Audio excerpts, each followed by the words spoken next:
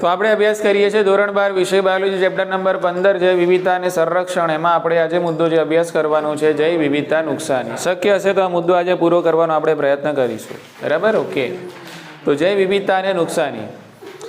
તો મુદ્દાની થીમ શું છે? દાખલા તરીકે આની અંદર આ મુદ્દામાં એનો મતલબ છે કે આપણી આસપાસ જે આપણને જૈવ વિવિધતા જોવા મળે છે, આપણે બધા જાણીએ છીએ ને એક્સેપ્ટ પણ કરીએ છીએ કે ભાઈ આપણી જે માનવની પ્રવૃત્તિઓ છે એના કારણે ઓબ્વિયસ આપણે આજુબાજુની જે જીવો છે, વનસ્પતિ હોય કે પ્રાણીઓ છે, એનું કંઈક ને કંઈક રીતે નુકસાન થાય છે. બરાબર ને? એટલે જેમ જેમ દિવસો જાય છે એમ એમ આપણી જે વસવાટની, દાખલા તરીકે આપણી જરૂરિયાત છે, તો વસવાટની જરૂરિયાતને સંતોષવા માટે અથવા તો આપણી જે ખોરાક છે એ ખોરાકની જરૂરિયાતને સંતોષવા માટે સામાન્ય રીતે આપણે પ્રકૃતિ પર આધાર રાખીએ છીએ. તો આ બધી જરૂરિયાતોને સંતોષવા માટે આપણી આસપાસ જે વિવિધતા રહેલી છે એનો દિવસે ને દિવસે નાશ કરતા રહીએ છીએ.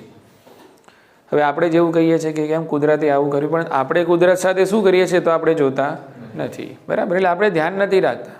આપણી આસપાસ આપણી જે જૈવ વિવિધતા આવેલી છે, બરાબર, એને જે નુકસાન થાય છે તો એનું નુકસાન આપણે કંઈ બીજા કોઈ ઉપર ઢોળવાની જરૂર છે નહીં. એના નુકસાનના પાછળ પ્રકૃતિ તમારી તરફ જ આંગળી ચીંધે છે કે ભાઈ માનવની પ્રવૃત્તિઓના કારણે જ જૈવ વિવિધતાને નુકસાન થઈ રહ્યું છે.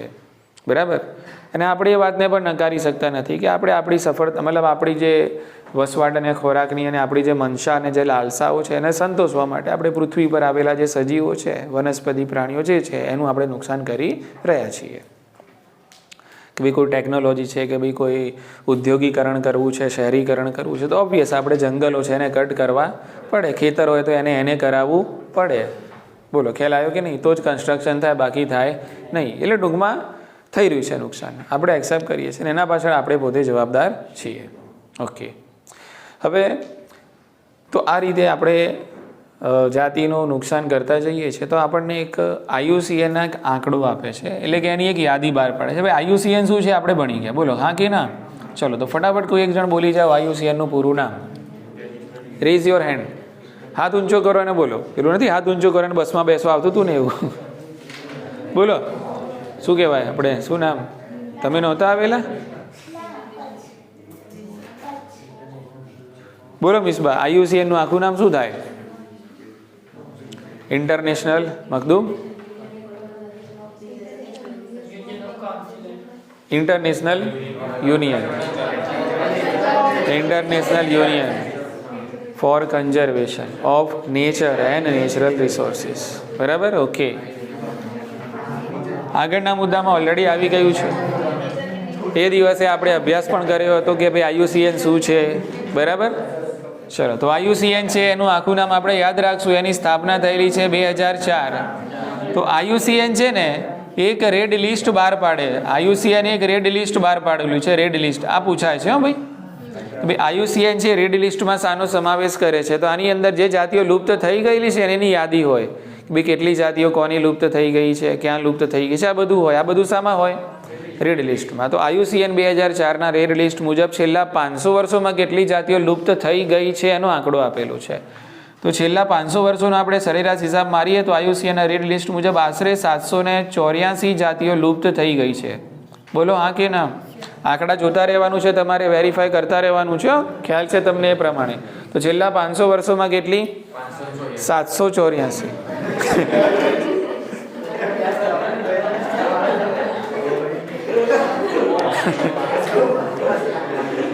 થાય ભૂલો તો થવાની છે ને, મારાથી થાય છે, બધાથી ભૂલો તો થવાની છે. કે એટલે આ બાને આપણને યાદ રહી જાય, આ બાને યાદ રહી જશે કે આવું કંઈક થયું હતું એમ. વર્ષ 500 હતા અને જાતિઓ 784 હતી એમ. બરાબર ને? કે તો છેલ્લા 500 વર્ષમાં 784 જાતિઓ લુપ્ત થવાની તૈયાર, એટલે કે લુપ્ત થવાના આરે ઊભી છે એવું નથી, લુપ્ત થઈ ગઈ છે. પછી એમાં તમને અલગ અલગ ભાગ પાડીને આપ્યા છે કે પૃષ્ઠવંશીઓની કેટલી થઈ એમ. તો 338 કોની થઈ છે? હા, બરાબર. પછી અપૃષ્ઠવંશીઓની 359 થઈ છે. અપૃષ્ઠવંશીઓની 359. અને વનસ્પતિઓની જાતિઓ કેટલી લુપ્ત થઈ છે? તો વનસ્પતિઓની 87. સરવાળો મારી આટલો થાય છે, ચેક કરી લઈએ એકવાર. 8 9 17 ને 7 24, 3 5 5 10 8 18 થઈ ગયો. આગળ જવું નથી આપણે. ઓકે, તો છેલ્લા 500 વર્ષમાં કેટલી ભાઈ?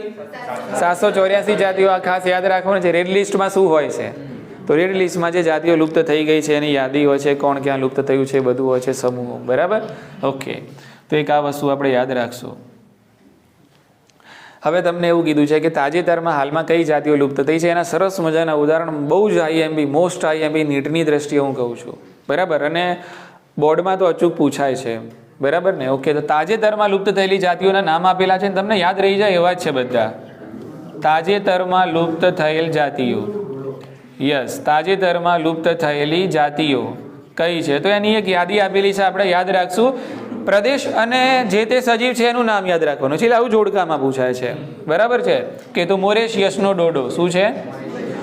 હા, તો મોરેશિયસ છે એને ડોડો. તો આ તમારે લખતા પણ જઈશું, તમારે મનમાં મરમરિંગ બી કરવાનું છે ને યાદ પણ રાખતા જવાનું છે. મોરેશિયસનો ડોડો છે આફ્રિકામાં ક્વેગા.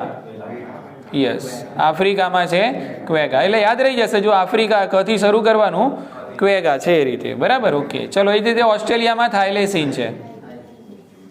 ઓસ્ટ્રેલિયામાં શું છે? થાઇલેસીન. ઓકે. અને રશિયામાં છે સ્ટીલર સી કાઉ. રશિયામાં છે સ્ટીલર સી કાઉ. બોલો, ખ્યાલ આવી ગયો? એટલે આને એન કેન પ્રકારે તમારે જે રીતે યાદ રાખવું એ રીતે રાખી શકો છો. કે આ તો યાદ રહી જશે, એકદમ આમ અલગ લાગે છે. મોરેશિયસનો ડોડો, આફ્રિકા ક ઉપરથી ક્વેગા, ઓસ્ટ્રેલિયા લ આવે એટલે થાઇલેસીન, બંનેમાં લ આવે છે. રશિયા એટલે સ્ટીલર સી કાઉ, રશિયા સ્ટીલર સી કાઉ. જે રીતે યાદ તમને જે રીતે એ રીતે યાદ રાખી લેવાનું એમ. દયાન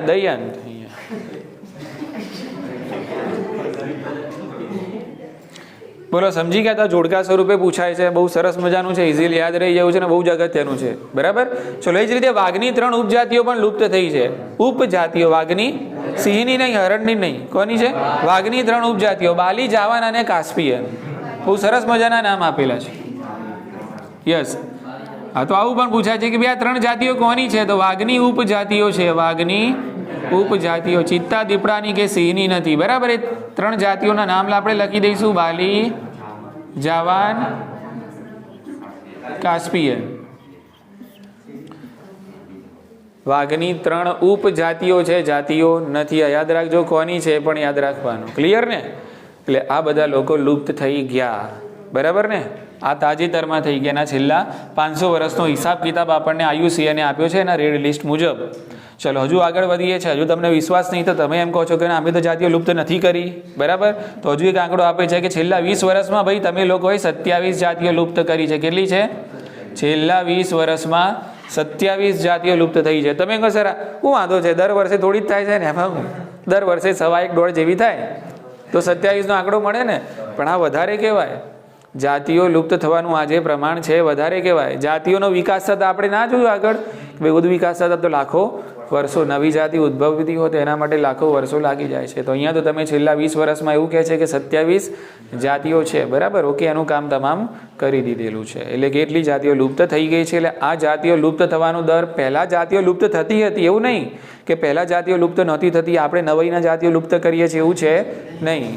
પહેલાં પણ જાતિઓ લુપ્ત થતી હતી, પણ આટલા બધે દરે થતી હતી નહીં. બરાબર ને? અહીંયા 20 વર્ષની અંદર 27 જાતિઓ, તો સમજી લો કે પહેલાં દાખલા તરીકે 27 જાતિઓ દૂર કરવી હોય, લુપ્ત કર્યો, તો એના માટે તમારે લગભગ 1500 થી 2000 વર્ષ લાગે. કેટલા વર્ષ લાગે? ત્યારે કંઈક 5-10 જાતિઓ લુપ્ત થાય. આ તો તમે છેલ્લા 20 વર્ષમાં છે કાસળ કાઢી નાખ્યું. કેટલી? 27 જાતિઓ છે એને લુપ્ત કરી નાખી. એટલે આ બધા મુદ્દામાંથી તમને સમજાવવાનો પ્રયત્ન કરે છે કે જો તમારા કારણે કેટલું બધું જૈવ વિવિધતાને નુકસાન થઈ રહ્યું છે. સમજી ગયા? એટલે હું બી આવી ગયો એમાં પાછો તો. ચાલો, ઓકે. પાછું આમાં કેવું હોય, જો કેટલીક જાતિઓને સમજી લો કે પર્યાવરણ બદલાય તો આમ એટલી બધી અસર થાય. કેટલીક વધારે સંવેદનશીલ હોય ને, આપણા માણસ વ્યક્તિઓની અંદર પણ કેટલાક વધારે સેન્સિટિવ હોય. કંઈક બોલો ખોટું લાગી જાય તરત રડવા માંડે, આ છે તે છે. બરાબર, કેટલાકને ગમે તે કહો હસતા જ હોય. દુઃખદ સમાચાર આપો ને કે ભાઈ આ ગુજરી ગયા, હા ગુજરી ગયા.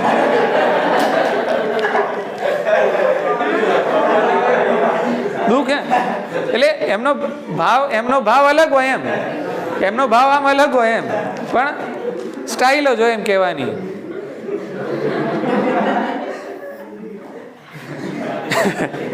તમે ઉદિત નારાયણ ખબર હશે તમને? ઉદિત નારાયણ ખબર? સિંગર.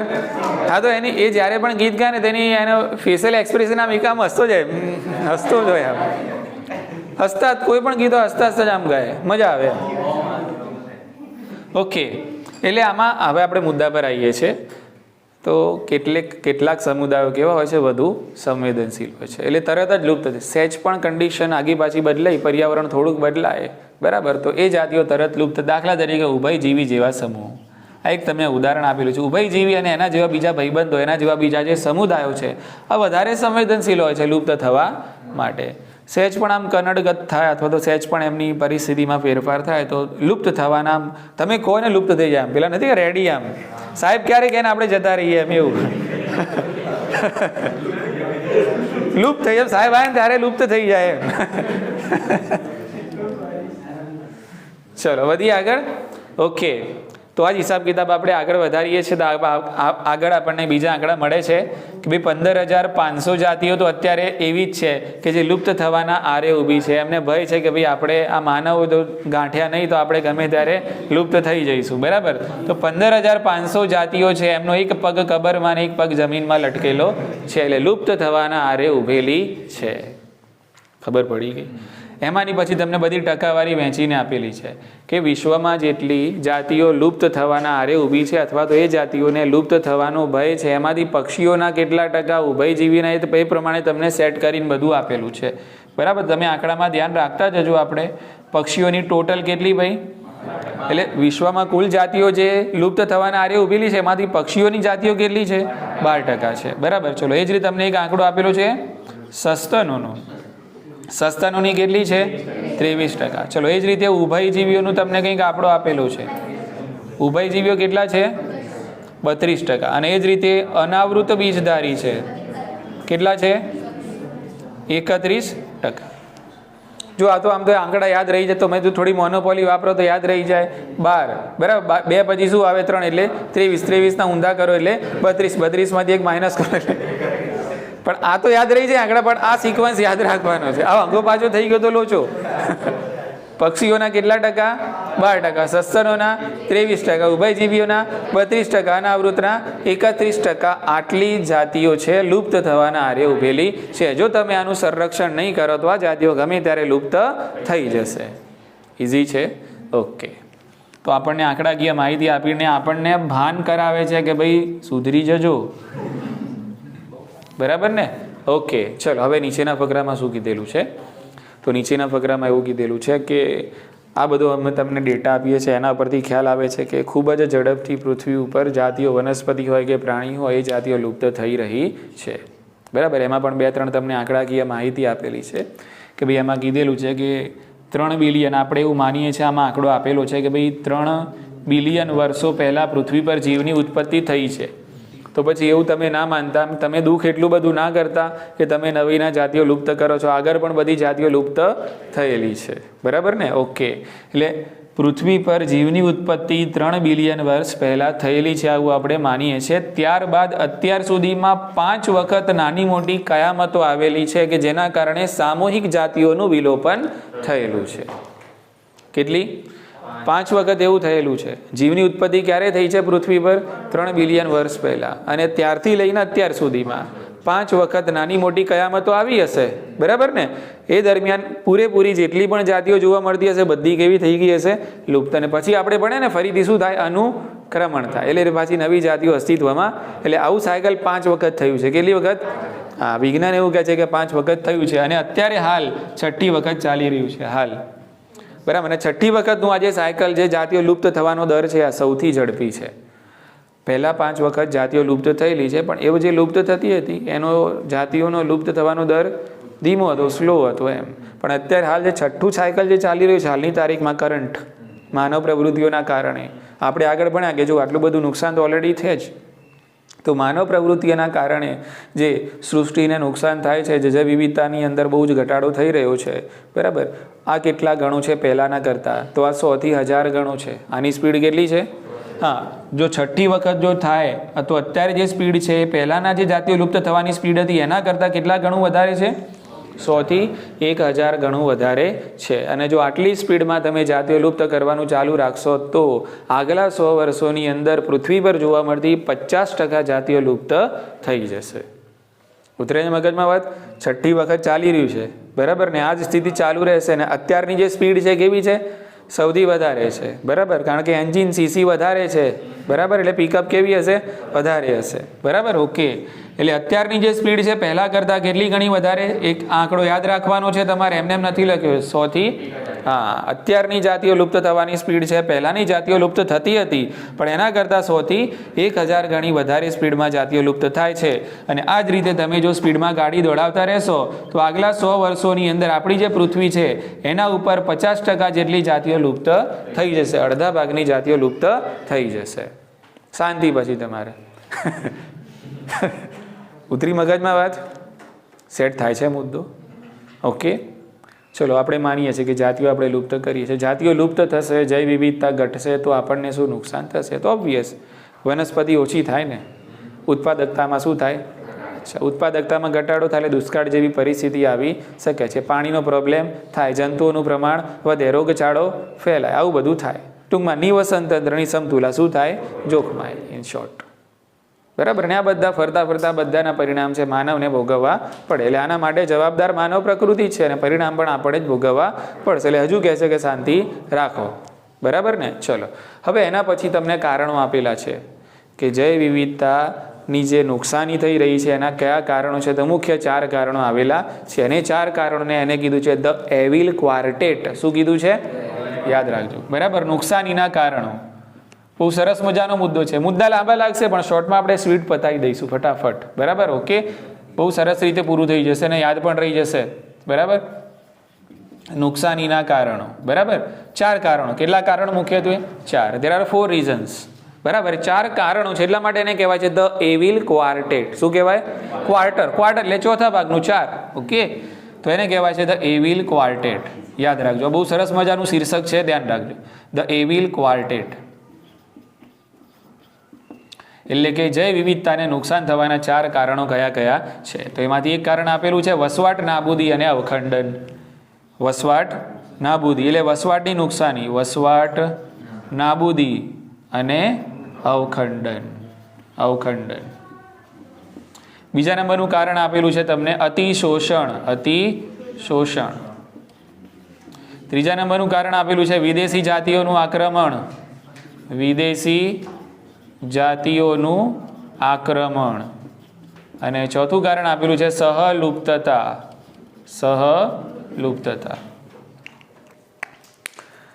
કે ભાઈ આ બધો તમે હિસાબ કિતાબ માર્યો કે ભાઈ આટલી બધી જાતિઓનું નુકસાન થઈ રહ્યું છે તો આ નુકસાન થાય છે કે એના 4 કારણો આપેલા છે એને કહેવાય છે ધ એવિલ ક્વાર્ટેટ બરાબર એમાં સૌથી મહત્વનું કારણ મુખ્ય કારણ માનવામાં આવે છે વસવાટની નાબૂદી અને અવખંડન બીજું કારણ છે અતિશોષણ ત્રીજું છે વિદેશી જાતિનું આક્રમણ અને ચોથું છે સહલુપ્તતા બસ હવે ખાલી આપણે આને ઉદાહરણના સ્વરૂપમાં સમજીને વાત પૂરી કરવાની છે મુદ્દાની થીમ બધાની સિમ્પલ છે એકદમ તમે એક કારણો વાંચો ને તો એ ખબર પડી જાય કે ભાઈ જૈવ વિવિધતાનું નુકસાન કેમ થાય છે કે જે તે જાતિનું તમે ઘર છીનવી લો વસવાટ છીનવી લો તો એ જાતિ કેવી થાય લુપ્ત થાય બરાબર ઓકે અવખંડન કરો બરાબર એનો જે પ્લોટ એરિયા છે એનો તમે ખંડિત કરી નાખો એને એરિયા મોટો જોઈતો હોય રહેવા માટે તમે નાનો કરી દો તો પણ જાતિ લુપ્ત થાય એને મજા ના આવે રહેવાની અતિશોષણ એટલે જ્યારે આપણી જરૂરિયાત આપણી જ્યારે લાલસામાં પરિણમે જરૂરિયાતો જ્યારે ખ્વાહિશમાં પરિણમે એટલે આપણે વધુને વધુ શું કરીએ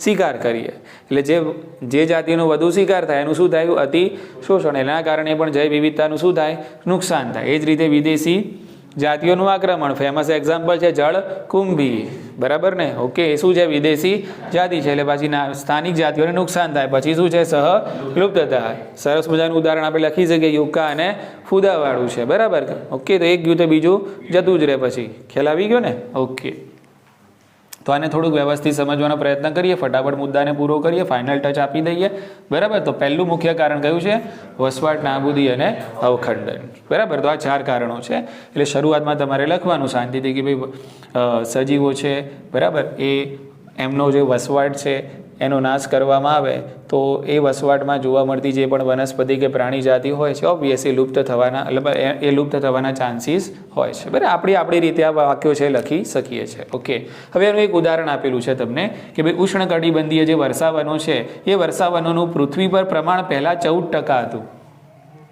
કેટલા ટકા હતું ઉષ્ણકટિબંધીય જે વર્ષાવનો છે એ વર્ષાવનોનું પૃથ્વીમાં કેટલી જગ્યા રોકતા હતા વર્ષાવનો પહેલાં 14% જગ્યા રોકતા હતા, પણ તમે કટિંગ કરવાનું ચાલુ કર્યું. શાના માટે?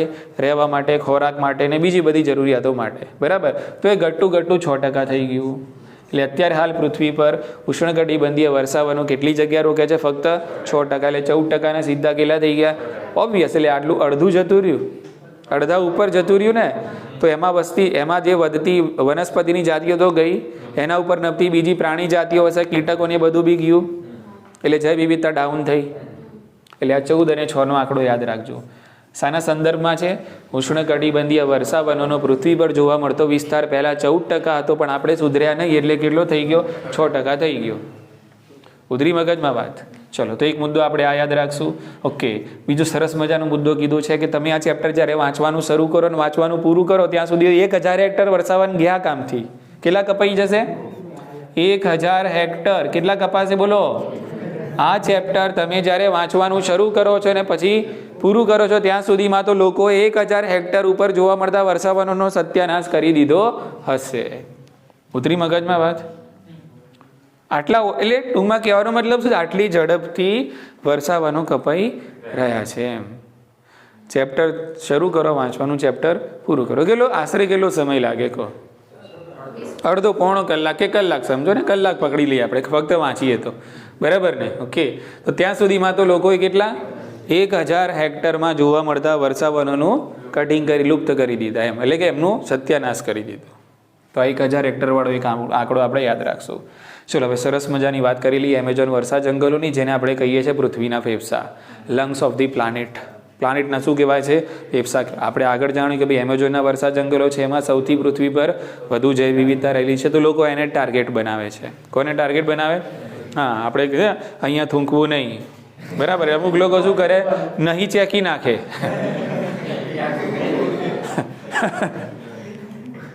એટલે જે આપણે પ્રવૃત્તિ છે એમાં આપણે શું કહેવાય? ફિતરત. હા, બરાબર. ઓકે, તો એમેઝોનના વર્ષા જંગલો આમે સૌથી શું છે? જૈવ વિવિધતા જોવા. આપણે એમ એવું થાય કે ભાઈ ત્યાં વધારે જ છે ને, થોડી કટિંગ કરી લઈએ, શું ફરક પડવાનો છે? બરાબર. ઓકે, તો તમને ઈચ્છા થઈ કે ત્યાં સોયાબીનની ખેતી કરવી છે મારે. શું થઈ ઈચ્છા? હા, એટલે સોયાબીનની ખેતી કરવા માટે તમે આજે એમેઝોનના વર્ષા જંગલો છે એને કાપવાનું ચાલુ કરી લો. ઓબ્વિયસ, ત્યાંની જૈવ વિવિધતા કેવી થઈ? ઓછી થઈ. ઉતરી મગજમાં વાત?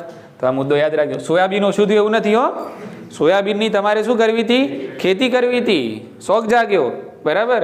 એટલે સોયાબીનની ખેતી કરવા માટે તમે એમેઝોનના વર્ષા જંગલો છે એને કટિંગ કરવાનું, કાપવાનું શરૂ કરી લો. ઓબ્વિયસ, ત્યાં વર્ષાવનનું પ્રમાણ કેવું થશે? ઓછું થશે. ઉતરે છે મગજમાં વાત? ખ્યાલ આવી ગયો ને? ઓકે, ચલો. એ જ રીતે ગૌમાંસ આપતા પશુ, એટલે કે ગૌમાંસ એટલે કે પ્રાણીઓ, એમને તમારે ચરાવતા. ઓકે, તો ચરાવવા માટે તમે જે જંગલ હતું વિચાર્યું એને તમે તૃણભૂમિમાં અને ઘાસ ભૂમિમાં પરિણામી દીધું. ચરાવવા પડે ને? બરાબર. તો જંગલનું તમારે તૃણભૂમિ બનાવવી પડે, ઘાસમય સ્થિતિ પર કરવી પડે. તો એના માટે પણ તમે જંગલને શું કર્યું? નુકસાન કર્યું. કારણ કે એવા પ્રાણીઓ તમારી જોડે છે કે તમને શું આપે છે? માંસ. એમને તમારે ચરાવવા છે. ચરાવવા માટે તમારે શું જોઈએ? તૃણભૂમિ જોઈએ, ઘાસભૂમિ જોઈએ. તો તૃણભૂમિની અંદર તમે એને રૂપાંતરિત કરી દીધું. ટૂંકમાં જંગલ કટિંગ થાય છે. વર્ષાવન શું થાય છે? કટિંગ થાય છે. બોલો, ઉતરે છે મગજમાં વાત? ખ્યાલ આવે છે? ઓકે, એટલે તમે વસવાટ નાબૂદ કરો છો. શું કરો છો અહીંયા? હા, અહીંયા તમે વસવાટ નાબૂદ કરો છો. વર્ષાવન છે કાપી નાખો છો, એટલે એના ઉપર નબતી બધી જાતિઓ પણ કેવી થાય છે? લુપ્ત થઈ રહી છે. તો વસવાટ એક મુખ્ય કારણ બને છે. બીજું કારણ એને આપેલું છે તાપમાન. શું આપેલું છે? તાપમાન. અરે, બીજું કારણ એને આપેલું છે કે અવખંડન. શું છે? અવખંડન. તો અવખંડન એટલે શું છે? સમજી લો કે આપણે આ મોટો પ્રદેશ છે. બરાબર. ઓકે, સરસ મજાનો આમ કુદરતી સૌંદર્ય ધરાવતો પ્રદેશ. આપણને ઈચ્છા થઈ કે ભાઈ આપણે અહીંયા બંગલાની બધી સ્કીમ ઉતારવી છે, તો આટલો પ્રદેશ છે આપણે એને ખંડિત કરી દીધો. આ પ્રદેશને આપણે નાના નાના ખંડોમાં વિભાજિત કરી દીધો. પણ એવા કેટલાય સસ્તનો છે, એવા કેટલાય પક્ષીઓ છે, અને એવા કેટલાય પર્યટનવાળા શું એટલે કે એક જગ્યાથી જાય ને બીજી જગ્યાએ, આપણે જોયું ને આગળ. બરાબર. તો એવા કેટલાય પ્રાણીઓ છે પ્રકૃતિવાળા, પર્યટન પ્રકૃતિવાળા, તો એમને તો નાના નાના ખંડોમાં ફાવે નહીં, એમને તો આખો વિશાળ પ્રદેશ જોઈએ, બરાબર. તો વિશાળ પ્રદેશમાં વસતા જે સજીવો, પક્ષીઓ હોય, સસ્તન હોય કે પ્રાણીઓ હોય, એમના વિસ્તારને તમે કેવું નાના નાના ખંડોમાં વિભાજિત કરી દીધું. અસલમાં એમને જોઈએ છે કેવો પ્રદેશ, આખો મોટો વિશાળ પ્રદેશ જોઈએ. 1 GB એમનું કામ ચાલતું નથી, દિવસના કેટલા GB જોઈએ, 5 GB જોઈએ, બરાબર. તો પછી એમને મજા આવે નહીં, એટલે ધીમે ધીમે એમની વસ્તીમાં શું થાય, ઘટાડો થાય. બોલો, ઉતરી મગજમાં વાત? વિસ્તાર મોટો જ હતો પણ તમે વસવાટ માટે એને શું કરી દીધો, ખંડિત કરી દીધો. પણ બધા પ્રાણીઓને આવું ફાવતું નથી. કેટલાક પ્રાણીઓને, સસ્તનોને, પક્ષીઓને તો બહુ મોટો શું જોઈએ છે, વિસ્તાર, તો જ એમની વસ્તીમાં વધારો થાય, બાકી થાય નહીં. તો હવે એમની વસ્તીમાં શું થાય છે, ધીમે ધીમે ઘટાડો થતો હોય છે. બોલો, ઉતરે છે મગજમાં વાત? ઓકે. તો આ બધા કારણો માનવામાં આવે છે, આ બધા ઇન્ક્લુડ કરીશું આપણે પહેલા નંબરમાં. કયું? વસવાટ, નાબૂદી અને અવખંડનની અંદર. ઇઝી. ચલો બીજો મુદ્દો ફટાફટ પૂરો કરીએ, જેનું નામ છે અતિશોષણ. મુદ્દો બહુ સરસ મજાનો છે કે ભાઈ આપણે પ્રકૃતિ પર ખોરાક અને વસવાટ માટે આધાર રાખીએ છીએ, પણ જરૂરિયાત પૂરતું લઈએ પ્રકૃતિમાંથી તો વાંધો આવે નહીં. પણ જ્યારે તમારી જરૂરિયાત છે લાલસામાં પરિણમે છે, જરૂરિયાતમાંથી શું જન્મે, લાલચ. એના માટે બહુ સરસ મજાનો શબ્દ આપેલો છે જે જીવનમાં આપણે પણ ઉતારવા જેવું છે, તમારે મને બધાને, બરાબર. When needs turns into greed. તમારી જરૂરિયાત જ્યારે શામાં પરિણમે છે, ગ્રીડમાં. હા, બરાબર, લાલસામાં પરિણમે છે. ખ્વાહિશ, જરૂરિયાત જ્યારે ખ્વાહિશ બને છે તો ખ્વાહિશ તો પૂરી થવાની નથી, બરાબર. ઓકે. તો આવું થાય છે. એટલે આપણે શું કરીએ છીએ, જે તે જૈવ વિવિધતા છે એનું શું કરીએ છીએ, અતિશોષણ. તેના બે સરસ મજાના ઉદાહરણ આપેલા છે. એક સ્ટીલર સી કાઉ, જે આપણે જાણી છે, અને બીજું છે પેસેન્જર પિજિયન. એક છે સ્ટીલર સી કાઉ. કયું છે ભાઈ? એક, હા, સ્ટીલર સી કાઉ, અને બીજું છે પેસેન્જર પિજિયન. કબૂતરની જાતિ છે પેસેન્જર પિજિયન. શિકાર કર્યો આનો. આનો શું કર્યો તમે? હા, આનો તમે શિકાર કર્યો. પેસેન્જર પિજિયનનું અતિશોષણ કરતા ગયા, અને સ્ટીલર સી કાઉનું શું કરતા ગયા, શિકાર, અતિશોષણ કરતા. એટલે આની જાતિઓ કેવી થઈ ગઈ, લુપ્ત થઈ ગઈ. બોલો, ઉતરે છે મગજમાં વાત? ઓકે. તો આ છે ઓવર એક્સપ્લોઇટેશન, એટલે કે અતિશોષણ. ક્લિયર? ચલો એ જ રીતે આપણે જાણીએ છીએ ને કે ભાઈ મત્સ્ય ઉદ્યોગ તો બહુ ફૂલે અને ફલે છે, એટલે ટૂંકમાં એનાથી આપણે લોકોની કેટલાયની આજીવિકા ચાલે છે, આર્થિક ફાયદો પણ થતો હોય છે. પણ આમને આમ ચાલુ રહે છે તો એના માટે આજે કેટલીક માછલીઓ સ્થાનિક હોય કે પછી વિદેશીઓ, તો માછલીઓની જાતિઓની સંખ્યામાં પણ ઘટાડો નોંધાયો છે. તો આ થયું અતિશોષણ. વધારે પડતું નહીં એમ. પ્રકૃતિમાંથી તમે લો, ના નથી, પ્રકૃતિ તમને આપશે, ના નથી, પણ જેટલી તમારે જરૂરિયાત છે એટલું લો. પણ વધારે પડતી તમારી જો આર્થિક ફાયદા માટે, તમારા વસવાટ માટે, ખોરાક માટે, તમારી જરૂરિયાતને તમે જો લાલસાની અંદર કન્વર્ટ કરશો તો પછી જૈવ વિવિધતાનું શું થવાનું છે, નાશ. અને ફરીને છેલ્લે એનું પરિણામ આપણે ભોગવવું પડશે. તો અતિશોષણમાં બીજું કશું જ ઇમ્પોર્ટન્ટ નથી. આજુબાજુ તો બીજી કથા છે, ફક્ત ઇમ્પોર્ટન્ટ છે બે ઉદાહરણ છે. આ છે અતિશોષણના ઉદાહરણ, સ્ટીલર સી કાઉ અને બીજું છે પેસેન્જર પિજિયન. ક્લિયર ને? પેસેન્જર પિજિયનનો કદાચ પ્રદેશ પૂછા તો તમે લખી શકો છો અમેરિકા. સ્ટીલર સી કાઉ તો હમણાં જ આપણે જોયું, બરાબર ને? તો આ થઈ ગયું પૂરું અતિશોષણ. ચલો એવા જ સરસ મજાના ઉદાહરણથી પૂરું કરી લઈએ વિદેશી જાતિઓનું આક્રમણ. જો સિમ્પલ પહેલાં લોજિક છે, સિમ્પલ વાર્તા તમે લખી શકો છો એ જ છે. વિદેશી જાતિઓનું આક્રમણ, કે ભાઈ વિદેશી જાતિઓનું જે આક્રમણ છે, કોઈ વિદેશી જાતિ કોઈ પ્રદેશમાંથી આવે છે. હવે એ ઈરાદાપૂર્વક આવે કે એનો ઈરાદો ના હોય, આપણે લાવીએ, એ આવે કે પછી આપણે લાવીએ, ઇન્ટેન્શનલી આવે કે અનઇન્ટેન્શનલી આવે છે ટૂંકમાં, બરાબર. ઓકે. તો એના કારણે સમજી લો કે આ વિદેશી જાતિ છે, આ પ્રદેશમાં આવી ગઈ, તો આની અંદર ઘણી બધી સ્થાનિક જાતિઓ છે. તો આના આક્રમણના કારણે આ સ્થાનિક જાતિઓ છે એનું શું થતું હોય છે, નુકસાન થતું હોય છે. વિદેશી જાતિનું આક્રમણ એટલું ભયંકર હોય છે કે જેના કારણે આ સ્થાનિક બિચારી જાતિઓ છે, સ્થાનિક જાતિઓ છે, એને નુકસાન થાય છે. જેવી રીતે આપણા ભારતમાં 200 વર્ષ રાજ કરીને ગયા અંગ્રેજો, હતી ને વિદેશી જાતિઓ, બરાબર ને? એના પહેલાં આવ્યા નહોતા, એના પહેલાં તો આપણે સોનાની ચીડિયા કહેતા હતા ભારતને, બરાબર ને? કે એ ખબર નહીં કઈ બની જતા રહ્યા.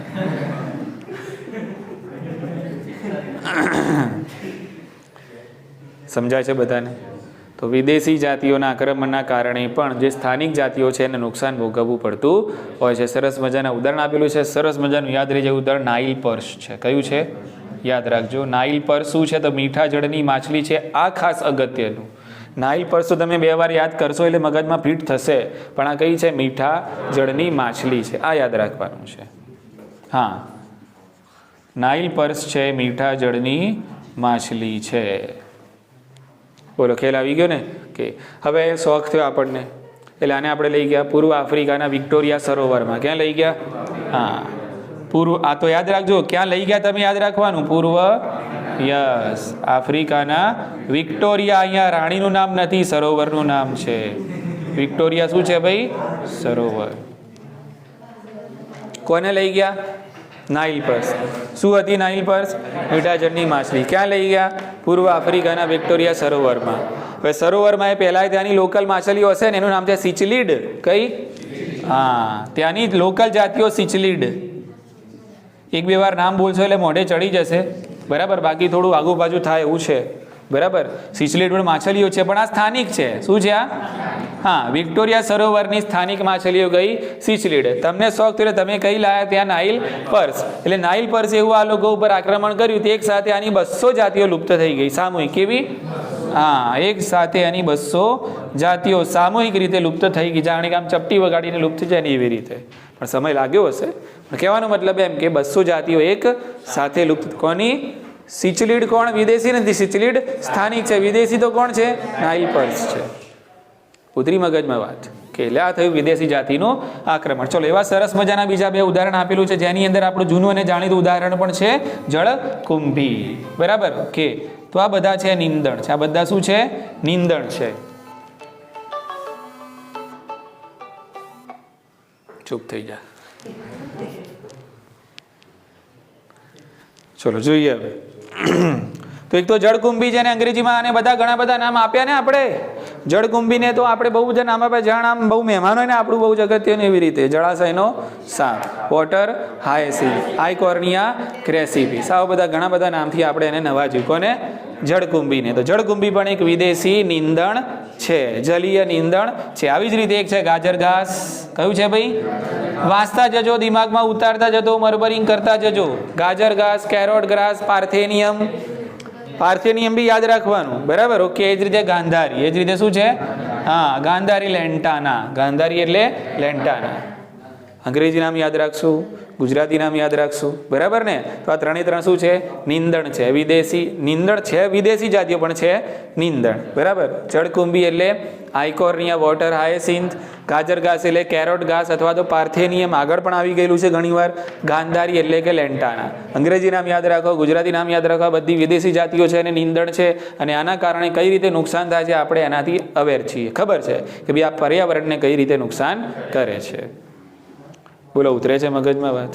ખ્યાલ આવી ગયો ને? ચલો, એના પછી વારો આવે છે કેટફિશનો. કોનો વારો આવે છે? કેટફિશ.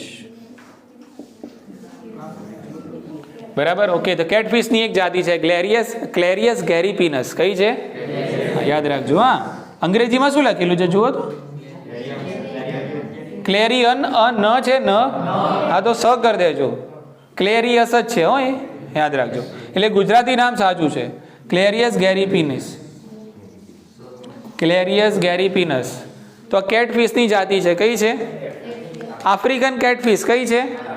હા, આફ્રિકન કેટફિશ છે. એટલે આપણને શોખ થયો કે ભાઈ જળચર સજીવોનો ઉછેર કરવો છે. શું શોખ થયો? હા, જળચર સજીવોનો ઉછેર કરવો છે તો તમે આફ્રિકન કેટફિશની જાતિ કઈ? ક્લેરિયસ ગેરીપિનસ. આ વિદેશી જાતિ કહેવાય. અને એને તમે નદીઓની અંદર ઇલીગલી ગેરકાયદેસર રીતે ઠલવી દીધી. એટલે ત્યાંની જે સ્થાનિક કેટફિશ હતી એનું જીવ પછી જોખમમાં મુકાયું. ઉતરી મગજમાં વાત? આ વિદેશી જાતિ કઈ છે? કેટફિશની જાતિ છે. કોની છે? કેટફિશની જાતિ છે, બરાબર? ઓકે, એનું નામ છે ક્લેરિયસ ગેરીપિનસ, જે તમે આફ્રિકામાંથી લાવ્યા અને નદીઓની અંદર ગેરકાયદેસર રીતે ઠલવી દીધી. અને એટલા માટે નદીઓની અંદર જોવા મળતી સ્થાનિક કેટફિશ છે એના જીવ જોખમમાં મુકાયા છે. આવું કેમ કર્યું તમે? તો તમને શોખ થયો, આપણને શોખ થયો કે ભાઈ જળચર સજીવોનો શું કરવો છે? ઉછેર કરવો છે. તો એના હેતુસર આપણે આ બધી કાર્યવાહી કરી. પણ આના કારણે થયું શું? જૈવ વિવિધતાનું નુકસાન. એટલે આટલા સરસ મજાના ઉદાહરણ બધા આપણે યાદ રાખશું. કોની અંદર? વિદેશી. સૌથી ઉદાહરણની દ્રષ્ટિએ સૌથી અગત્યનો મુદ્દો આ છે, વિદેશી જાતિઓનું આક્રમણ. આખો મુદ્દો આ 4 કારણમાંથી એવું પૂછે છે કે ભાઈ આ 4 કારણમાંથી કોઈ પણ 2 કારણોનું વર્ણન કરો, બરાબર? એટલે કોઈ પણ 2 કારણો તમે જે ગમે તમે 2 કારણો ચૂઝ કરી શકો છો. ક્લિયર? અને પિન પોઈન્ટ કરીને આ 2 વસ્તુ ખાસ પૂછાય છે, વસવાટ નાબૂદી અને વિદેશી જાતિનું આક્રમણ. આની અંદર આવેલા ઉદાહરણ બધા આમાંથી એકાદો MCQ બોર્ડમાં અને નીટમાં આવે છે, કારણ કે ઉદાહરણ બહુ જ અગત્યના છે આની અંદર. તો અહીંયા મુદ્દો પૂરો કર્યો આપણે. વિદેશી જાતિનું ફટાફટ પૂરું કરી લઈએ. સહ લખવાની કોઈ જરૂર છે નહીં આની અંદર, બરાબર ને. સલુપ્તતા એટલે સમજી લો કે ભાઈ કોઈ સજીવ છે એટલે કોઈ જાતિ છે, તો એ જાતિને તમે લુપ્ત કરી. હવે એ જે જાતિ છે એના ઉપર સમજી લો કે કોઈ વનસ્પતિ નભતી હોય કે પછી કોઈ પ્રાણી નભતું હોય, તો એ જાતિ લુપ્ત કરી, એના ઉપર નભતી બીજી જાતિઓ પણ ધીમે ધીમે શું થવાની સાથે એમ, બરાબર ને. એક જાતિને તમે લુપ્ત કરી, હવે બીજા એના ઉપર નભતા લોકો છે એને લુપ્ત કરવાની કોઈ જરૂર છે નહીં. ચેસમાં વજીર ગયો એટલે વાત પૂરી થઈ ગઈ લગભગ. હિંમત માણસ હારી જાય, ચેસમાં વજીર જાય 90% એટલે 90% કામ તમારું પૂરું થઈ જાય. એવી રીતે એટલે તમે જે મુખ્ય જાતિ છે એનો નાશ કરો છો, તેના ઉપર નભતી જે બીજી જાતિઓ છે વનસ્પતિની હોય કે પછી, એટલે એ બી ઓટોમેટિક ધીમે ધીમે શું થાય નાશ પામે. આ વસ્તુ આપણને પરોપજીવનમાં જોવા. પરોપજીવન નામ જ શાનું છે કે ભાઈ બીજા ઉપર, હા, તો તમે યજમાનને નાશ કરો, બરાબર, તો પછી એના ઉપર નભતી જે જાતિ છે શું થાય નાશ પામે. એટલે એના તમને જેટલા પણ ઉદાહરણ આવડતા હોય, ઉદાહરણ એમાં એકે આપેલું નથી, મુદ્દામાં ઉદાહરણ એક પણ આપેલું છે નહીં, પણ તમને આવડતા હોય બધા ઉદાહરણ તમે આમાં ઠાલવી શકો છો. લખવાના ઉદાહરણ કયા? પરોપજીવનના. ઈઝી છે.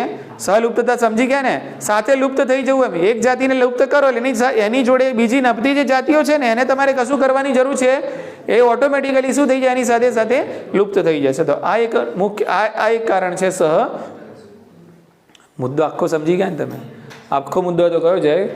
એટલે પહેલાં તમને ભાન પાડ્યું કે જો આટલું બધું તમે લુપ્ત કરેલું છે, હજી સુધરો નહીં તો હજી 100 વર્ષોમાં તો અડધી જાતિઓ સાફ થઈ જશે. એ થશે તો શું થશે અને એના કારણો કયા છે દર્શાવે. એટલે આપણે આ કારણો પર ધ્યાન આપવાનું છે. આ કારણે આપણે કંટ્રોલમાં રહેવાના છે. 4 કારણો છે એટલે આપણે કીધું ધ એવિલ ક્વાર્ટેટ. એમાં સૌથી મુખ્ય કારણ કયું છે? વસવાટ, નાબૂદી ને અવખંડન. બોલો, ટોપિકમાં ખ્યાલ આવી ગયો કે? તો અહીંયા આપણે આટલું રાખીએ છીએ.